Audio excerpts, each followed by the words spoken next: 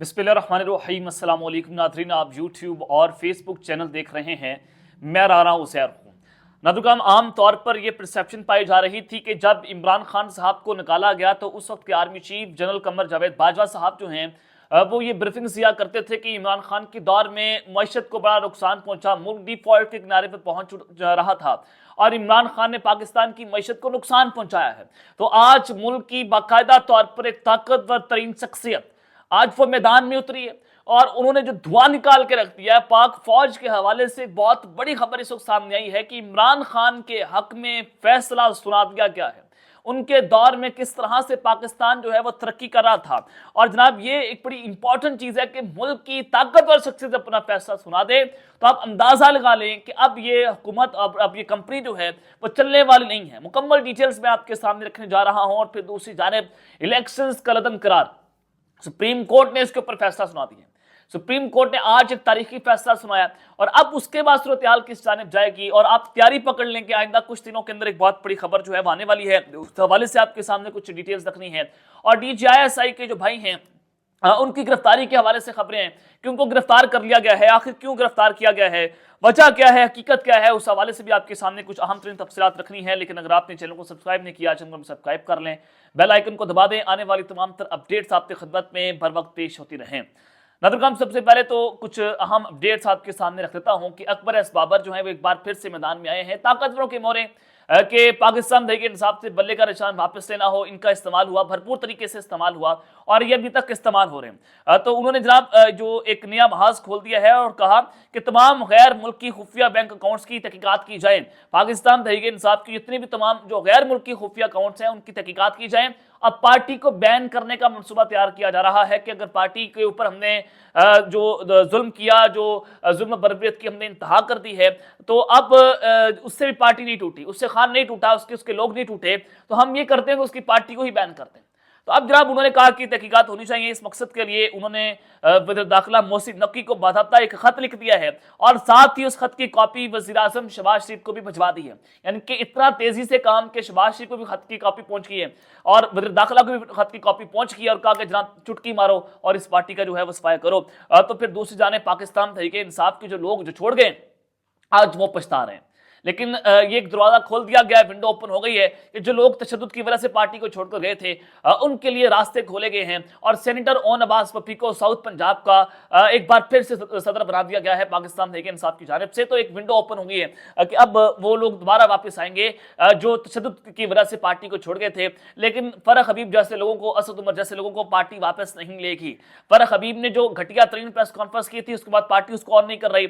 असद उमर साहब बगैर किसी प्रेशर के, बगैर किसी वो जनाब उनके ऊपर तशद्दुद या कोई ऐसी सूरत हाल नहीं थी, वो पार्टी को सबसे पहले छोड़कर चले गए। तो असद उमर साहब जो हैं उन्होंने पार्टी के साथ कोई वफा नहीं की, उनको पाकिस्तान तहरीक इंसाफ वापस नहीं लेगी। लेकिन इमरान इस्माइल साहब भी उसमें से एक थे कि वो भी बहुत जल्दी उन्होंने की पाकिस्तान तहरीक इंसाफ छोड़ने में।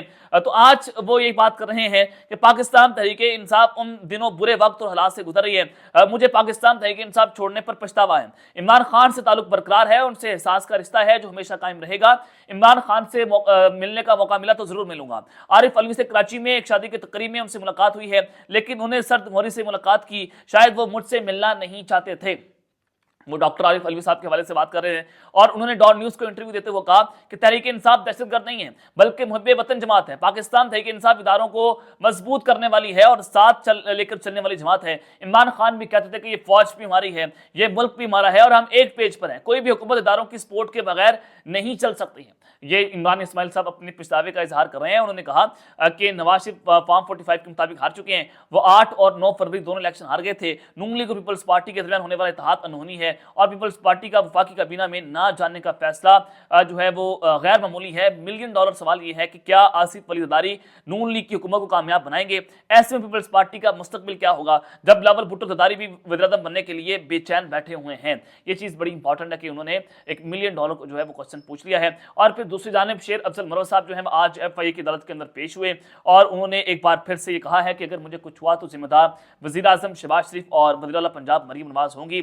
FIA میں پیشی کے بعد انہوں نے میڈیا سے گفتگو کی اور انہوں نے جو ہے وہ اس معاملے کی جو تحقیقات کی، جو انہوں نے کہا تھا کہ ایک آڈیو پکڑی گئی ہے جس کے مطابق مریم نواز نے ایک سپاری دی ہے کہ ان کو قتل کروایا جائے شیر افضل مرمت صاحب کو، تو اس حوالے سے آج ایک اہم ترین کیس تھا اور کچھ سوالات ان سے پوچھے گئے جس کا انہوں نے جواب دیا۔ اور شیر افضل مرمت نے کہا کہ ایک شخص پاکستان سے فرار ہو کر 15 سال سے دبئی میں ہے، میری معلومات کے مطابق کچھ بھارتیوں نے وزیر اعلیٰ پنجاب مریم نواز کے کہنے پر رابطہ کیا اور میرے پاس وائس میسیجز اور آڈیو میسیجز موجود ہیں۔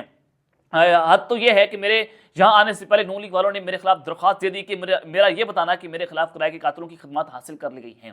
اب یہ ساری صورتحال آپ کے سامنے ہے۔ شیر افضل مرمت صاحب کا کردار پاکستان تحریک انصاف کے انتہائی مشکوک، میں ان کو رانگ نمبر کہتا ہوں، لیکن جناب اس سب کے اندر جو اہم ترین خبر ہے کہ الیکشن کو قدم قرار دے دیا گیا، ایک بہت بڑا فیصلہ ہوا ہے سپریم کورٹ آف پاکستان کی جانب سے، یہ بہت بڑا فیصلہ ہے جناب۔ بلوچستان کا یہ حلقہ ہے PB50، آپ نے یہاں پر دیکھنا ہے کہ بلوچستان میں کسی زمانے کے اندر، یعنی کہ اگر آپ پچھلے الیکشن کی بات کریں تو 40-50% اوپر ٹرن آؤٹ نہیں ہوتا تھا۔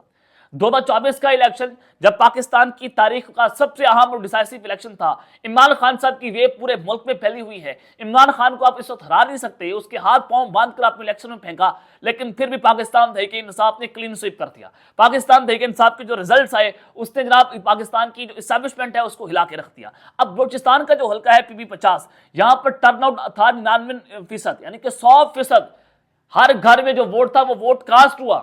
یہ بلوچستان کی صورتحال تھی اس الیکشن کے اندر، تو وہاں پر مقابلہ تھا ANP کا اور JUIF کا، پاکستان تحریک انصاف کا یہاں پر نام نشان نہیں تھا، لیکن سپریم کورٹ نے یہاں پر الیکشن کا قدم قرار دے دیا ہے۔ JUIF کے جو امیدوار ہیں جناب انہوں نے فارم 45 اور فارم 47 عدالت کے سامنے رکھے، جس کے بعد بھی ضابطیاں پائی گئی اور سپریم کورٹ نے یہاں پر اس حلقے میں الیکشن کروانے کا دوبارہ اعلان جو ہے وہ کر دیا ہے۔ یہ ایک بڑی اہم ترین خبر ہے۔ اور پھر جناب دوسری جانب سہیل بڑائی صاحب جو ہیں انہوں نے ایک بہت بڑا دعویٰ کیا ہے، انہوں نے کہا کہ تزادستان میں ہر وزیر اعظم کو جیل کی ہوا ضرور کھانی پڑتی ہے، کیا یہ ہماری غلطی نہیں ہے؟ جس قوم کے پاپولر لیڈر جیلوں میں ڈالے جائیں وہ قوم کیسے ترقی کرے گی؟ یہ جناب انہوں نے بات کی ہے۔ اور پھر اعتداد احسن صاحب نے کہا کہ 8 فروری کو عمران خان کے ووٹر نے ایک بہت بڑا سرپرائز دیا، یہ سرپرائز جو ہے وہ سسٹم کو دیا گیا، لوگ آئے خاموشی سے ووٹ دیا اور چلے گئے، اور جب ان لوگوں نے ڈبے کھولے تو ان کے کانوں سے دھواں نکل گیا تھا کہ یہ ہمارے ساتھ جو ہے وہ کیا ہو گیا، یعنی کہ بات جو ہے وہ یہاں تک جا پہنچی ہے کہ پاکستان کی جو معتبر لوگ ہیں وہ یہ بات کر رہے ہیں کہ آپ نے ملک کے سب سے طاقتور لیڈر کو، مقبول لیڈر کو جیل کے اندر ڈال دیا تو آپ ملک کیسے چلائیں گے؟ آپ نے جو سسٹم کو، اس نے جو سسٹم کی جڑیں جو ہیں وہ کھوکھلی کر کے رکھتی ہیں۔ تو یہ جناب آپ کی صورتحال ہے کہ پاکستان تحریک انصاف اس وقت کہاں پر کھڑی ہوئی ہے۔ میاں نواز شریف صاحب جو ہیں ان کے گندے کپڑے جس طرح سے پاکستان کی اسٹیبلشمنٹ نے دھوئے ہیں، آج سے پہلے کسی بھی لیڈر کے اتنے گندے کپڑے پاکستان کے اسٹیبلشمنٹ نے نہیں دھوئے۔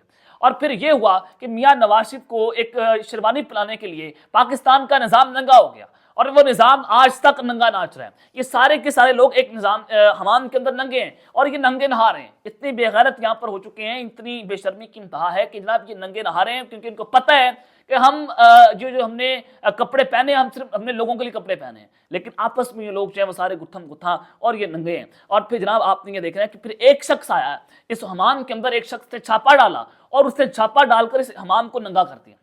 جو اسٹیبلشمنٹ کا گرم حمام ہے اس کو اس نے ایسا ننگا کیا کہ پاکستان کی عوام نے میاں نواز شریف کے خلاف ایک سازش کی، اور وہ سازش یہ تھی کہ پاکستان کی عوام نے باہر نکل کر 8 فروری کو جو ووٹ ڈالا، جو ووٹرز کا ٹرن آؤٹ تھا، اس نے ثابت کر دیا کہ پاکستان کی عوام غلامی قبول نہیں کرے گی۔ پاکستان کا نوجوان جو ہے وہ ان کی غلامی قبول نہیں کرے گا، وہ یزید کی بات نہیں کرے گا، وہ اس یزید کو سجدہ نہیں کرے گا۔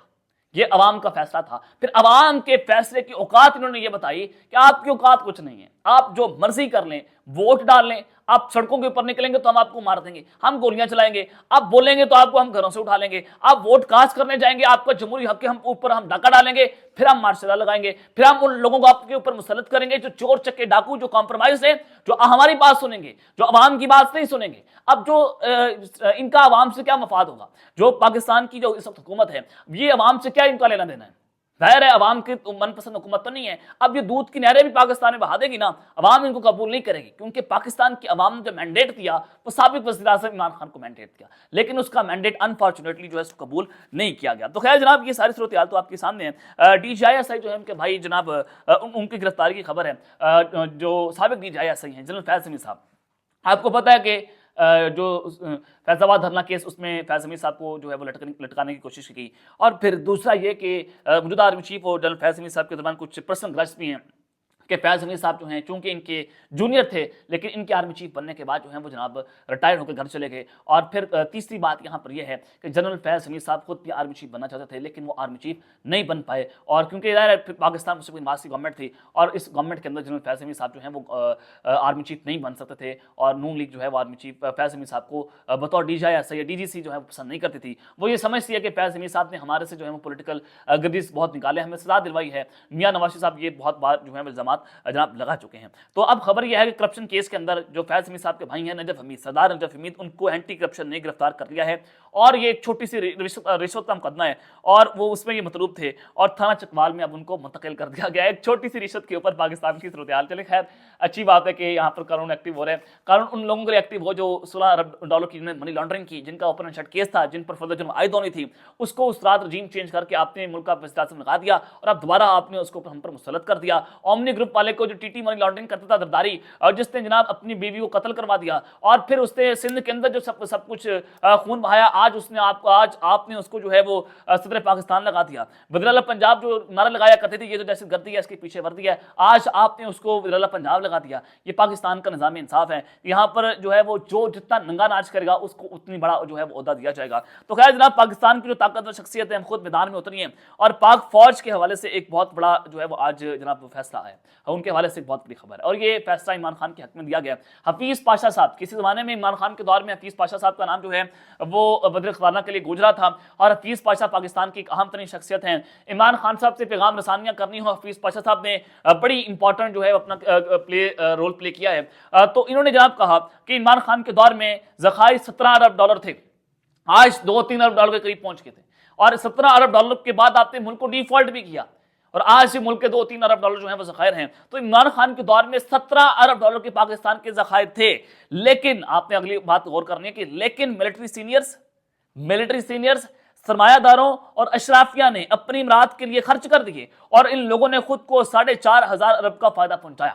عمران خان کے دور میں 17,000 ارب ڈالر کے ذخائر تھے, پھر رجیم چینج اور پھر آپ نے دیکھا کہ ملٹری سینئرز نے, سرمایہ داروں نے, اشرافیہ نے, سب نے مل کر مرات لی, اس ملک کو ڈیفالٹ کر دیا اور 4,000 ارب کا اپنے آپ کو انہوں نے فائدہ پہنچایا. یہاں تک جو ہے بات جا پہنچی ہے. یہ عمران خان کے حق میں ایک بہت بڑی گواہی دی گئی ہے اور یہ بہت بڑے معیشت دان ہے. اور اگر ایک معیشت دان یہ بات کر رہا ہے کہ ملک میں پاکستان میں عمران خان کے دور میں پاکستان ترقی کر رہا تھا, معیشت مضبوط تھی, تو جناب اس کے دور میں اتنے جو ہے وہ جو ذخائر تھے, تو آپ کے لیے ڈوب مرنے کا امکان ہے کہ آپ لوگوں کو دہائیاں یہ دیتے تھے کہ عمران خان نے ملک کو ڈیفالٹ کر دیا ہے, تب ہم رجیم چینج آپریشن نے کیا ہے, تب ہم نے شہباز شریف کو پاکستان میں جو ہے وہ ہم پر مسلط کیا ہے. تو آپ کے لیے لکھ لعنت ہے. اب تک کہتے ہیں اپنا خیال رکھیے گا اور اسے اپنا خیر رکھنے والے کے مان پاکستان زندہ باد.